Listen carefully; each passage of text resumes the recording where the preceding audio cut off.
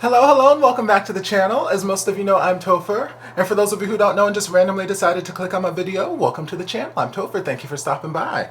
So we're here to do a reaction, and we are diving into I Promised You the Moon. We're finally getting into it. I Told Sunset About You a couple months ago, and it was such a beautiful journey.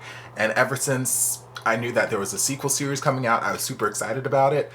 But also at the same time, I didn't know if I could handle having to wait week after week after week for the episodes, so I just kind of waited until the entire series was done so I could just watch it at my leisure. So that's what we're going to do. We're going to dive into the first episode and see just see where things go, see where these relationship between these two boys leads us. So let's just dive on in. Right now it looks like the first episode, the video I have is split into two parts. So watch the first part, maybe give a little commentary after that, and then jump into the second part. But let's just dive on in.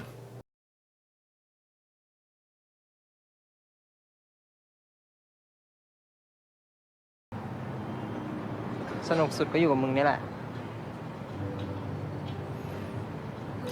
ทำไมอ่ะ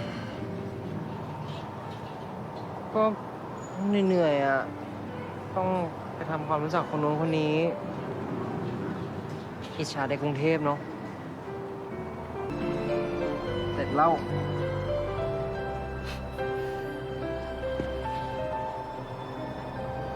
ปลูกเองได้แล้ว Can he though? I don't know if he can.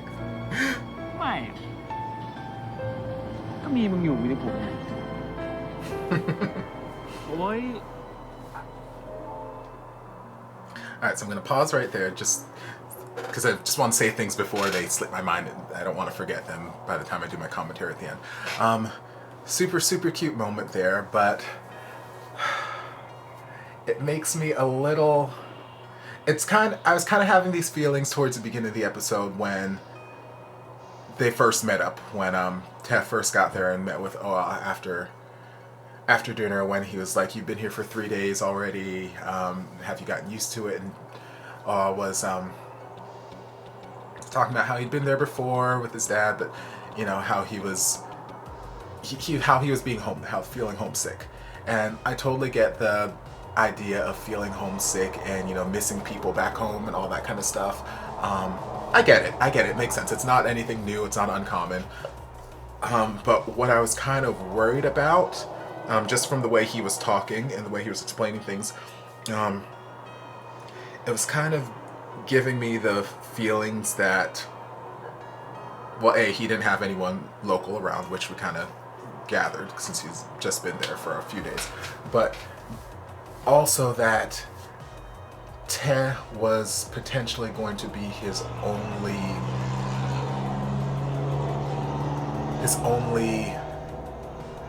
person, his only friend, his only person, and that made me a little bit worried, just because I've been in the situation, even just friendships, not even like romantic relationships, but I've been in the situation where I've been that friend who is like literally the only friend that this person has. Or they say that you're the, oh my god, you're literally my only friend, you're the only person who actually listens to me, or you're the only person who responds to me, or who checks up on me, or whatever. You're like you're my best friend, you're my only friend. I'm like, y'all, I've got too many damn best friends already. Let's calm this down.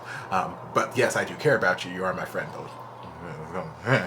But I've been that person who's been, a number of times, I've been that person who's been, you know, somebody's only person, only friend, only whatever it may be. And while yes, it's sweet, it can also become very emotionally and mentally taxing and draining very quickly. And that's not me saying that, you know, these people are bad people or like they're drama or anything like that, but like sometimes having to be that person when you're the only person that this person feels comfortable talking to, or you're the only person that this person feels comfortable expressing themselves to, like, they see you, they love you, they latch on, they cling on, and it can get draining very, very quickly. And I don't want to see that be the case with Tae and Oa. Like, I don't want Oa to see Tae as his only person that he feels comfortable around and not want to make friends and not want to venture out. Because right now, Ted's living his life. He's going to the club, he's meeting new people, he's getting involved in the show, and he's happy, he's fine, he's cool. He was happy, fine, cool when he got there. He was happy, fine, and cool when he met up with Oa the first time. Whereas Oa was already in the mental state where he was a little sad, he was already feeling lonely, and Tae was his only person that he was hanging out with. So now that Tae is potentially going to be minimizing that amount of time they're going to be spending together, at least for like the next month, 2 months, however, whenever the show's going up, like, I could immediately see in Oa's eyes that sadness setting in. I could see that sadness setting in and then he explained a little bit that he didn't want he was tired of having to try and make friends and whatnot, and I get it, it can be exhausting. I never really saw him as, well, maybe I did, I don't know, it's been a while since I haven't watched my reactions, and I'll go back and watch those, but maybe I'll go back and see what my thought process were. But I don't remember thinking of him as a very introverted type of personality. Maybe I did, I don't know. But here he's giving me those kind of vibes a little bit, in a sense. It's just reminding me of, well, me. In the sense of, having to feel like you have to make new friends, and putting yourself out there is not always the most comfortable, and sometimes it can be draining, it can be tiring. So I get the idea of not wanting to, or not necessarily not wanting to make friends, because obviously he wants companions, he wants people he can talk to, but he doesn't want to have to do it again from scratch. And it's a little taxing, it's a little, nerve-wracking. And he even said that, you're my person that makes me happy. I'm happiest here when I'm with you. I'm happiest when we're doing this or whatever it is. He's happiest with Tae. He already knows Tae. He doesn't have to meet a new Tae. He's got Tae. And now Tae's potentially going to not be in the picture as much because he's going to be focusing on this show and, the stuff he's doing in school. So I'm just a little worried that Oa is...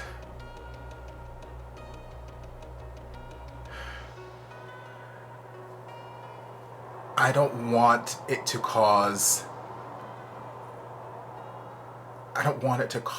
like some sort of taxing feeling on their relationship where Tae has all these other people around him, his circle of friends that he can talk to and blah blah blah, and he can interact with, and he's got all this socialization happening, and meanwhile Oa only has Tae, and now that Tae's not there, Oa is feeling lonely and by himself, and like, I don't want that dynamic to happen, and I don't want it to cause any kind of issues in the relationship, but it very well may be. I don't know. It's all about how Oa decides to proceed, and whether he decides to continue to put himself out there, if he makes a connection with somebody else and, starts up a friendship. Like, he needs someone, at least one other person, if not, a small little group, but he needs some other person there so that Tae is not his one and only. Because when Tae can't be there, I don't want him to feel alone. And he's already expressed how he was feeling alone for the last 3 days. Because there's a difference between, there's a difference between being alone and feeling lonely. And the way that Oa's been talking, it feels like he feels lonely when Tae is not around, and I don't want him to feel lonely. I want him to feel like he has someone he can talk to. I'm perfectly fine being by myself. I like being by myself. Like, yes, I love my friends, I like being around people, but I'm perfectly content being by myself. It's never been an issue for me. So I'm never lonely when I'm alone. Kelly Clarkson. But, like, yeah, I don't want him to fall into that cycle, and just, yeah. So those were thoughts I was having. All right, let's dive back in. มากูเก็บให้ เอ้ยมึงไปปาร์ตี้ต่อไหมอ่ะ ก็มึงยุ่งๆอ่ะเดี๋ยวกูเก็บไว้ให้ baby.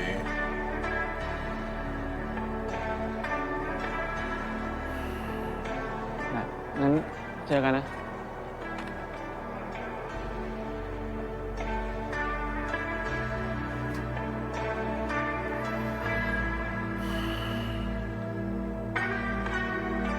See, this was what I was worried about happening. Okay, so a very, very good episode overall. I already gave some commentary there towards the middle, so I'm gonna try not to babble on for too long. But yes, overall, a great episode, a great reintroduction to this world, to the series, to them. Like I mentioned earlier, I love the contrast in Teh's outlook on just life in general, but outlook on, you know, his sexuality, outlook on his relationship with Oa, and like how it's just such a stark contrast, 180 from, you know, I Told Sunset About You. Like there he was hiding and worried about everything, and just trying to keep up appearances, and here he's just like, I don't care where we are. I'm gonna kiss you in the middle of this aquarium. I'm like, hold your hand. I don't give a. And I'm just like, you know what? Love on your baby. Love on him. And like the interactions between them are super duper sweet. And yeah, it's beautiful to see them in this place, because like I feel like we worked so hard to get them to this place. There were a lot of casualties. That was one of my main issues with I Told Sunset About You. The fact that yes, they got together, but it had to be at the cost of so many other characters' feelings in this series. So we worked very, very hard to get them to this place, and it's nice to see them in this place, this sort of happy just partnership that they've built together thus far. I don't think it's been terribly a long amount of time since I Told Sunset About You, but still, it's beautiful to see how their relationship has progressed to this point. But on the same token, like I mentioned when I had to pause it there, I was worried that O was channeling all of his energy and all of his homesickness and all of his happiness into Teh. Like Teh was the only thing that could bring him happiness, and with Teh not around, you could see that sadness and that loneliness starting to set in, starting to creep in, and it's just like, oh. And he tried to put himself out there a little bit. He tried to go to lunch with that one girl, and she's like, oh, sorry, I got plans with my friends, bye. And it's like, okay, I'm glad that you put yourself out there, but also a sad face. I know that hurts. I know that doesn't feel good. And when he got home, he tried to reach out to another friend, like, hey, do you want to go to dinner? Like, sorry, I can't, I got something going on. So, he just ended up calling his mom and talking to his mom because he's homesick, and he's just listening to things that are happening back at the hotel. So, like, it's sad, but I'm glad that he kept putting himself out there to the point where he just saw a random guy sitting down. It's like, hey, can I sit here? And, that led to him making this group of friends, even though he had that little breakdown there in the middle of lunch. At first I was like, I don't know what's happening, why I think, and then like slowly but surely, that the more he talked and the more he paused and the more he got emotional, which acting was so good from him today. Normally I'm used to seeing, well no, I guess not, both of them were emotional and I Told Sunset About You. I was gonna say I was used to seeing, or the moments that stuck out in my head emotionally were primarily from Bilkin or from Teh. But no, O had some heavy emotional moments in the series. Well, no, he had a lot of emotional moments in the series. I'm just lingering on when Teh came out to hone that whole series. That was an emotional episode. We're not going to go back to thinking about that. But yeah, the acting was fantastic, and I just, like, it broke my heart. Like, I'm sitting here like, somebody hug this boy, please. Because I know y'all don't know him. Y'all just met him 5 seconds ago. But somebody give this boy a hug, because I'm not there and I can't hug him. And he needs a hug. But I'm glad that didn't scare off the people. Instead, the guy was like, hey, where are you going? Do you want to come hang out with us? And that it's what he needed. It's what he needs. He needs, like I said, he needs friends. He needs a group of people that are his. Because it's one thing to have like shared friends as a couple, or to be friends with your partner's friends. Yeah, it's one thing to do that, but like, I feel like each person in the couple needs their own distinctive either set of friends, or, you know, a best friend or something. Like, they need their own distinctive people that they can go to, that they can hang out with, so it's not all just couple 24/7. Like, there's nothing wrong with being a couple all the time, but like, they each need their own distinctive friend groups. So I'm glad that they kind of adopted O in that sense. And then we had a, you know, month time skip, and, you know, they were still together, still having a good time, still, you know, hanging out and all that kind of stuff. And the whole little, I can't come out to see you now, but if you just close your eyes and open them here, count to 10, whatever, you'll see me on stage. They super adorable, super duper adorable, super cute. And yeah, that whole little last scene there, when it first started, I'm like, okay, this is cute. We're kind of on an upswing. We're getting back into the swing of things. The show's over now, so we can spend a little bit more time together. And now he's got his own independent friend group, so there's that too. So, you know, maybe Ted can meet the friend group, and, you know, we can, you know, cross-pollinate and mingle and all that kind of stuff, and it'll be great. And then, you know, the show's nominated for something else, so we're gonna have to do some more work with the show. And it's like, man. But I get it, because we need...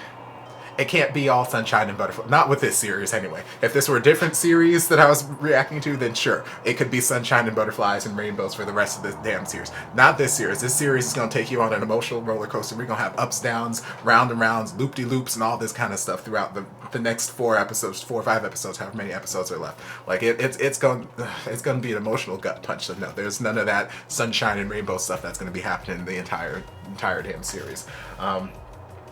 So I get where that's coming from. And it seems to be actually a common trend with the series that I've been reacting to thus far that have had either like a second season or like a sequel series after it. So like this, Why Love Why Season 2, Game Boys, where it's like the first season was all about us building this relationship and getting the two characters together in some way, shape, or form, building that love. And then now the second season, or movie in Game Boy's case, it's like now they're together. How can we keep them together? There's something in their world that's pulling them apart in a sense, and it's about, can we keep this ship sailing? Can we keep these couples together? And so that's what's happening here. And it's a similar kind of dynamic, or a similar kind of scenario to what's happening in Why Love Why Season 2, where it's basically they're just, each person in the couple has their independent life that they're working on. Here they're working on college. Why Love Why, they're, you know, adults and working on their independent careers, but it's a time thing where the timing just, they don't necessarily have as much time for each other as they did in the initial stages of them getting together, because life happens, responsibilities happen, and right now they've got different responsibilities, and it's just not working out to the point where they can spend as much time together as they want. And that's what's kind of pulling them apart in a sense. And it's not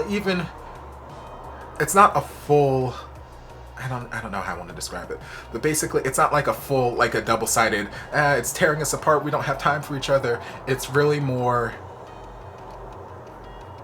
Te is doing things that he's dreamed about doing.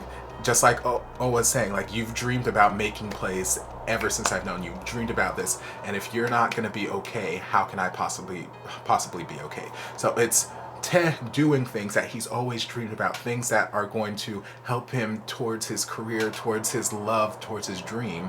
And it's Oa being supportive and saying, hey, this is not about me. This is about your dreams, go do this, we can be together when you're done, go do this, we can be together when you're done, go do this, we can be together when you're done. And it's like, meanwhile, Aw is feeling sad and lonely.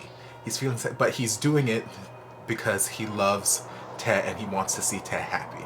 And Tet is doing the same kind of things. Like in the beginning, he's like, okay, well, I will just get up early and, you know, go over there, go to campus. I'll get up early and go to campus because I know that you're lonely and I don't want you to feel that. So it's this sort of back and forth where they're trying to accommodate the other person and they're trying to make the other person feel better while still trying to maintain some sort of, you know, semblance in their own lives. Like it's this back and forth thing that's happening between them right now, and it's, I don't know. I don't really have a solution for it.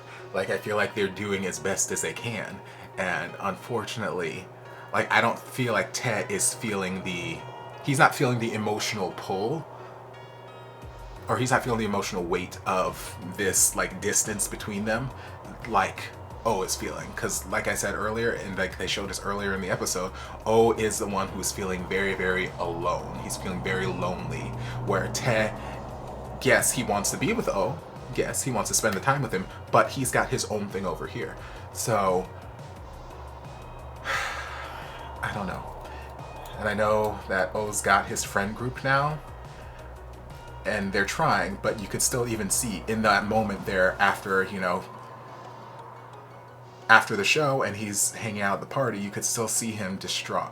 You could still see him sad and feeling alone. And he tried to, you know, close his eyes, count to 10 and picture, you know, on the stage, and it was just an empty blank stage. And, you know, he just feels alone. He feels so lonely, and I'm just worried.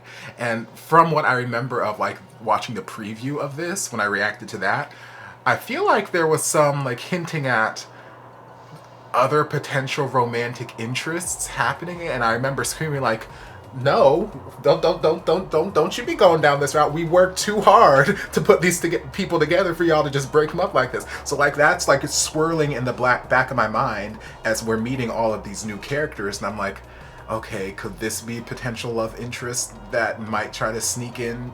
So that's how I'm feeling about I forget his name, but the main guy in O's friend group who, you know, invited him to the house, invited him to the party, invited him to come up and dance, that guy. I'm like, is he a potential love? As soon as I saw that hand go on the thigh, I'm like, I don't know. I mean, he's cute, don't get me wrong.